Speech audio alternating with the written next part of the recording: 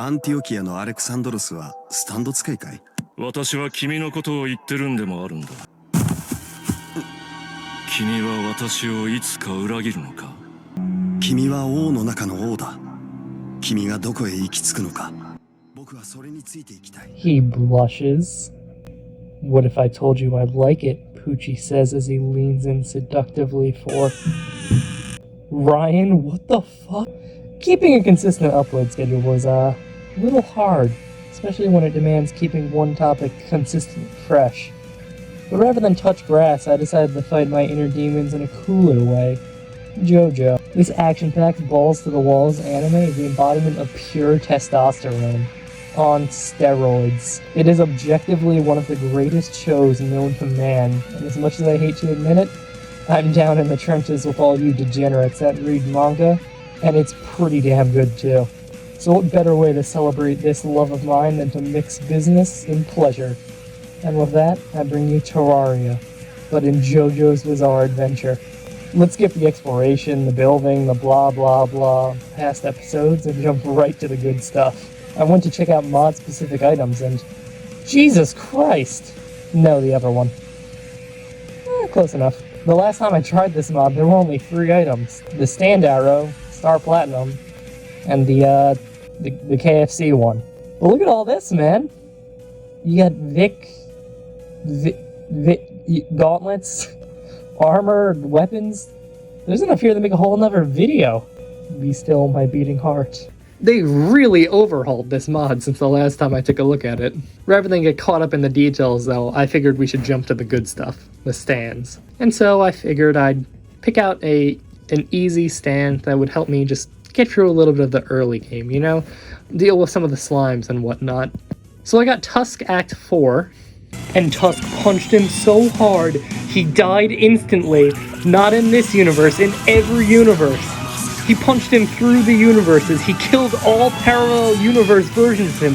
He one-tapped his kids, his grandkids. He took out his entire lineage from across the multiverse, bro.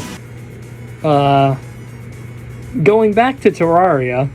For Tusk to work, I needed to be riding a horse. So I grabbed the saddle from the inventory and mounted up. And my god, do I even need a stand at this point? Because at the speeds I'm going, I'm aiming for the deadliest Amish hidden run right. Still, no matter what I did, I couldn't get Tusk to activate. So I decided maybe I should go with Tusk Act 1 instead. A small downgrade, but a necessary one. After changing the mod configurations, I finally got it to work. And let me tell you, not what I expected. Tusk Act 1 was basically 2 pixels of cuteness with some little googly eyes. I wasn't expecting much from him, considering he was just, you know, about an inch tall. He was actually surprisingly useful. He had 2 attacks. One that summons like a weird spinny laser beam in front of me, and another which fired fingernails. I know that just looks like a white knife, but trust me, those are fingernails, and it is imperative to the lore of the Jojo universe that you understand that that's what they're meant to be representing.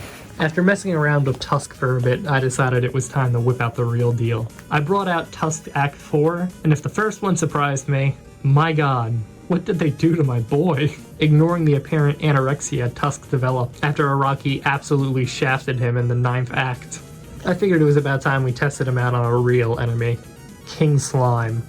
I summoned the king in, and Tusk Act 4 was about as strong as you would expect him to be. He could also fire fingernails, but these ones did hundreds of damage per hit and penetrated enemies. He could also summon these weird little black hole thingies, which I kept trying to make work, but no matter what I did, they didn't seem to be very effective. Still, with a stand like this, it should be incredibly easy to kill an enemy as basic as... As I was saying, Tusk Act 4 is pretty overrated. I decided it might be a good idea to change it up a little bit. So I grabbed a stand arrow and decided to just go with the random luck of the draw.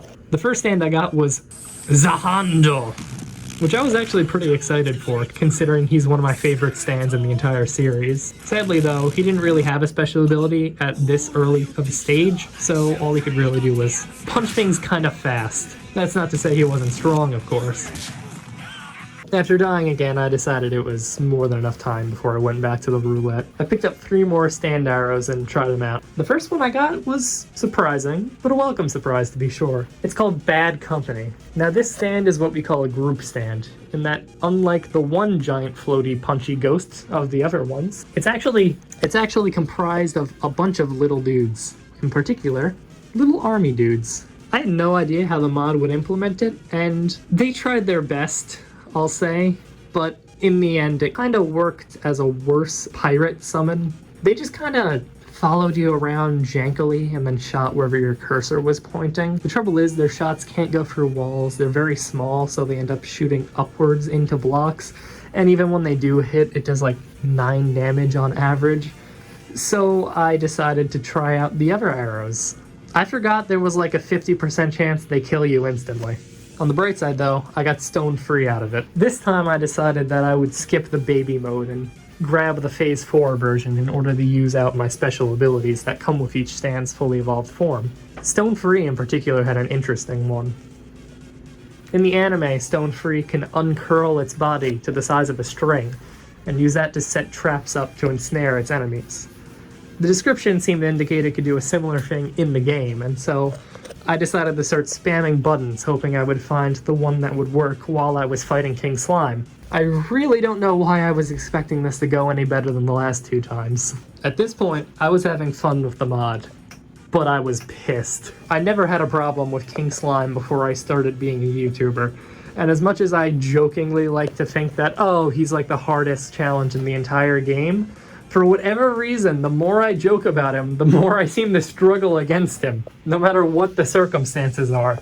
So I decided I'd just give myself a slight edge this time to ensure I could gain some of my dignity back. I decided to go with Star Platinum, Christmas Edition. I had experience in the past with mods that gave you time-stopping abilities, and Star Platinum being most widely known for his devastating punches and the ability to freeze time, seems like a dead ringer for a King Slime counter. And sure enough, when I summoned him in, he seems like the perfect stand to beat any boss in the game. Not only did he have a devastating barrage of punches at close range, but by using bullets, he can actually flick them at enemies. He even had a third attack, which I couldn't control, where he just kind of did this. I don't know if that's a glitch or if he's like, you know, a little too excited to fight King Slime, but either way, let's ignore that.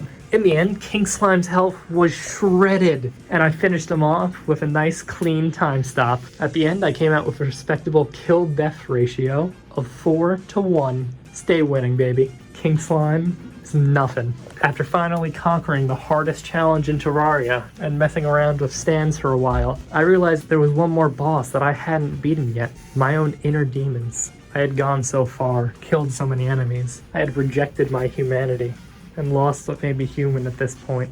Because for every enemy I fell, there was one stronger enemy looming in the back of my head. It was a voice saying, "The person watching this video will never like and subscribe. They'll never comment and share this video with all of their friends." It was devastating. And as much as I'm ashamed to admit it, in the end, that voice won. So then I touched grass and I was fine again.